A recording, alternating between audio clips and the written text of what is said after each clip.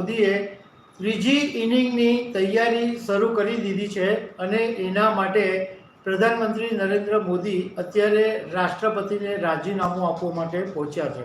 તો એના વિશે તમારી સાથે વાત કરીશું. મારું નામ રાજેશ શાહ છે. દર્શક મિત્રો, લોકસભા 2024માં 18મી લોકસભા માટે મતદાન થયું હતું અને 17મી લોકસભા પૂરી થઈ હતી. પરંતુ આ વખતે મતદારોએ કોઈ પણ પાર્ટીને બહુમતી આપી નહીં અને ભાજપને પણ 240 બેઠકો જ આપી. લોકસભાની ટોટલ 543 બેઠકો છે. એમાંથી કોઈ પણ પાર્ટીએ જો બહુમતી મેળવવી હોય તો 272 બેઠકો મેળવવી પડે. હવે કોઈ પણ પાર્ટીને બહુમતી તો નહીં મળી. ભાજપને 2019ની અંદર જે સીટ મળી હતી એના કરતાં 63 સીટ ઓછી મળી અને બહુમત કરતાં 32 સીટ ભાજપને ઓછી મળી. પણ ભાજપની જે સહયોગી પાર્ટીઓ છે, ટીડીપી છે, જેડીયુ છે, એલજેપી છે, આ બધી પાર્ટીઓએ જે બેઠકો મેળવી, ટીડીપીએ લગભગ 16 બેઠકો મેળવી, જેડીયુએ 12 મેળવી, એલજેપીએ 5 મેળવી, શિવસેનાનું જે શિંદે છે એને 7 બેઠકો મેળવી. એમ કરતાં જે બહુમતીનો આંકડો છે 272 કરતાં એ વધીને 291 બેઠકો જેટલો થઈ ગયો.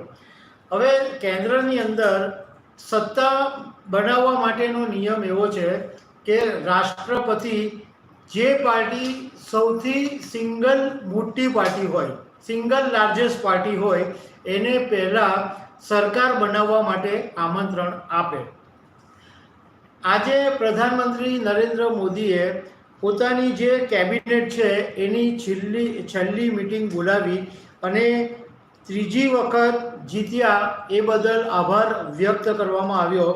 અને એ પછી પ્રધાનમંત્રી નરેન્દ્ર મોદી લગભગ 2 વાગે રાષ્ટ્રપતિ ભવન પહોંચ્યા અને રાષ્ટ્રપતિ દ્રૌપદી મુર્મુને પોતાનું રાજીનામું સોંપી દીધું. આ એક પ્રોસેસનો ભાગ છે, કારણ કે હવે 18મી લોકસભા મળવાની છે એટલે પ્રધાનમંત્રી તરીકે પહેલાં એમણે રાજીનામું આપવું પડે.